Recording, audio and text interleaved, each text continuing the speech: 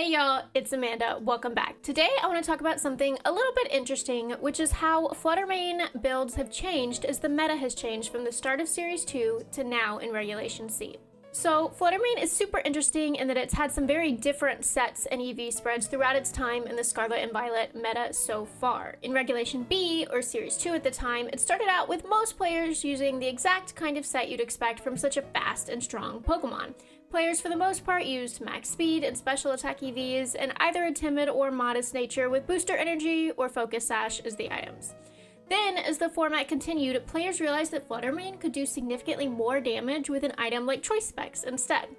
And with Fairy Terra on top of that, Specs Flutter Mane could do huge damage and take key KOs in games, bringing lots of wins for players who wanted to go all in on offense. However, something changed with the beginning of Regulation C. Suddenly, Pokemon with access to extremely strong priority moves became significantly more popular.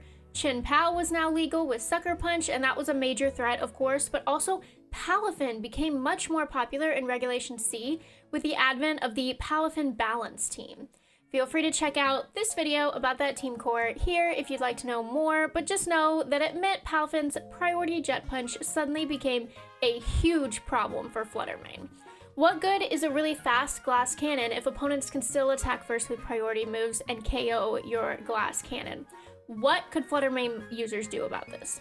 Well, the answer is pretty simple. Flutter Mane users began to sacrifice some of their speed for physical defense to protect against things like Sucker Punch and Jet Punch. You see, with no HP or defense investment, Palafin and Chien-Pao are almost always guaranteed to KO Flutter Mane. But with some defense investment, Flutter Mane is significantly more likely to survive those hits and fire back with a strong hit of its own. And interestingly, Wolfe was kind of ahead of the curve as far as slower and more bulky Flutter Manes go, and he took that idea to the extreme. So for Charlotte Regionals, while we were still in Series 2, he brought a substitute leftovers Flutter Mane to the tournament and finished in 13th place.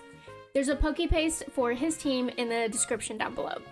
While of course Wolfe is more skilled than the average player, he piloted this team and his Flutter Mane in particular masterfully to ensure that he would have a substitute up at really key moments to survive hits that his Flutter Mane would not otherwise survive. So, as usual, let me know in the comments down below if you have any thoughts, and don't forget to like this video and subscribe to the channel to see more like this. I'll see y'all later. Bye!